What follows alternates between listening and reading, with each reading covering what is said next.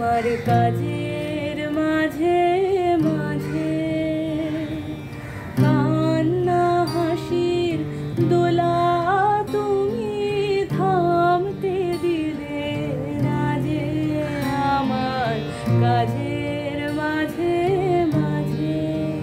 আজকের আড্ডায় পর্ব 6 আমি পৌঁছে গেছি আমার পরম মিত্রা লাবণী ব্যানার্জির কাছে। যবে থেকে মানুষ এবিসিডি শেখে সেই সময় থেকেই আমার মা আমাকে নিয়ে হারমোনিয়াম নিয়ে বসাতো।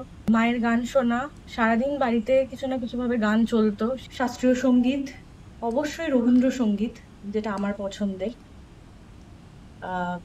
তাছাড়াও ছোটদের গান শেখাই, একটি স্কুলের সঙ্গে আছি যুক্ত যেখানে গান শেখানো হয়, আমি গান শেখাই এবং বাচ্চারা গান শিখতে আসে। এই জনরাটা ফেভারিট শেখার পর, যখন শুধু শুনতাম ছোট বয়সে অতটা যে ফেভারিট ছিল তা নয়।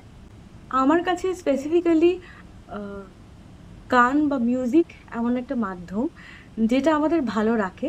আমাদের ভালো রাখার বা আমাদের ভালো লাগার তো প্রচুর জিনিস এখন এসছে, যেটা আমাদের ভালো রাখে উইদাউট এনি হার্ম। এখন মিউজিকটা আমাকে ভালো রাখতে সাহায্য করে, নিজেকে ভালো রাখতে সাহায্য করে। তাই এখন এই বয়সে এসে গানটা শুধুমাত্র স্টেজে দাঁড়িয়ে গাওয়া নয়, শুধুমাত্র পরীক্ষা নয়। আমি কি আমাকে হারিয়েছি বাকি